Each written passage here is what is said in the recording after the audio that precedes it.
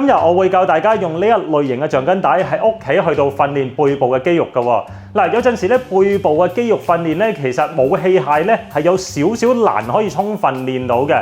例如咧，我哋去到健身室，我哋會有一啲嘅拉背機啦，又或者係一啲划船機，呢啲都可以練到背部嘅肌肉嘅。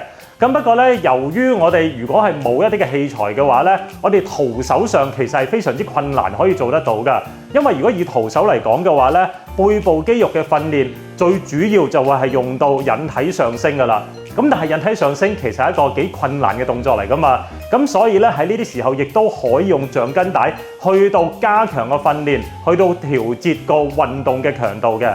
首先我會示範一個動作叫做站姿曲體划船嘅。呢個動作咧係有助，如果係我哋背部肌肉太過弱而引致嘅寒背嘅話咧，係有幫助嘅。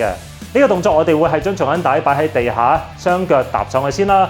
跟住記住雙手一定要係翹一翹實橡筋帶先啦，以防鬆手嘅。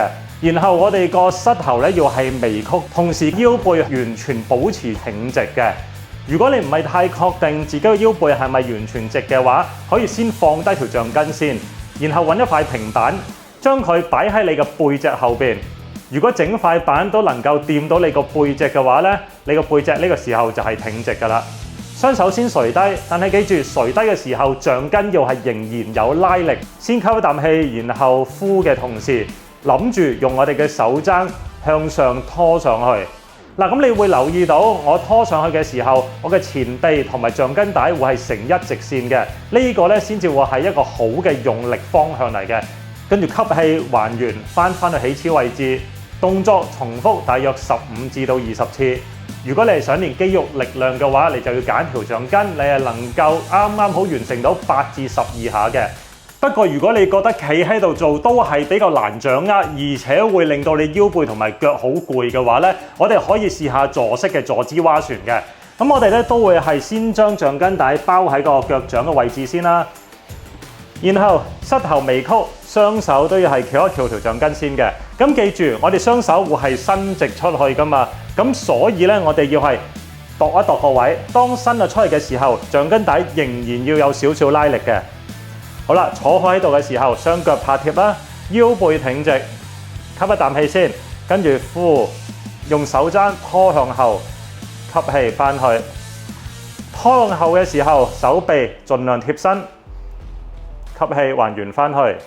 記住動作過程中個背脊一定要係直嘅，橡筋帶同埋前臂都要係成一直線，同樣係唔好出現咗截線嘅喎。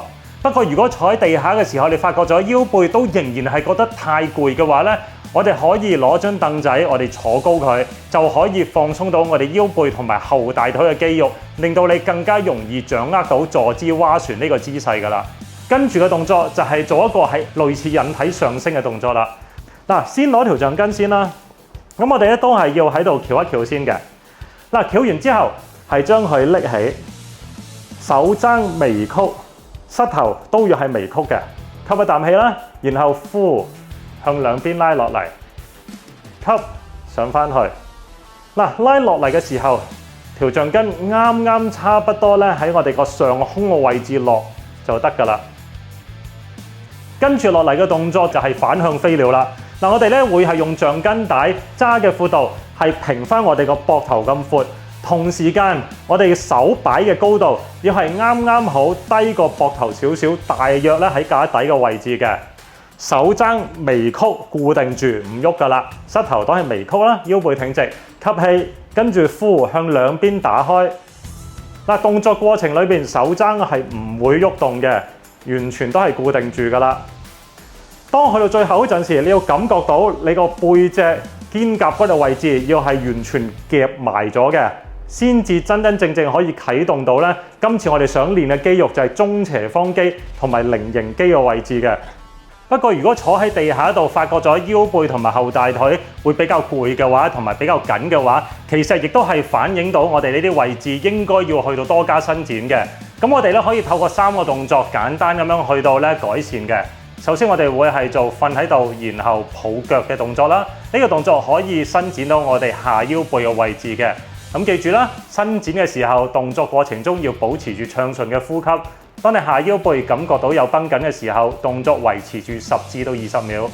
跟住我哋仲可以做一個6點支撐地面，手掌喺我哋嘅膊頭下方，而膝頭喺我哋嘅盤骨下方位置。先吸一啖氣，跟住呼氣嘅時候，將我哋嘅肚臍慢慢向上縮上去，而同時間令到我哋嘅腰背要係曲起嘅。跟住就可以伸展後大腿啦。先4字腳坐喺地下先，然後伸直出嚟嗰隻腳要係完全伸直晒，腳尖自然指向上方。跟住吸一啖氣，再呼嘅時候，慢慢向直腳嘅腳尖嗰邊壓落去，壓到直腳嘅後大腿有輕微繃緊咧，其實就已經可以㗎啦。嗱，喺呢度咧，我有少少嘢咧想考考大家。如果我哋要改善寒背，令到我哋容易啲挺胸，睇落好睇啲嘅話，應該要加強訓練以下邊部分嘅肌肉呢？ A. 胸大肌 B. 背闊肌 C. 上斜方肌 D. 中斜方肌。歡迎大家留言寫低你嘅答案，同埋講埋點解你會揀呢個答案喎。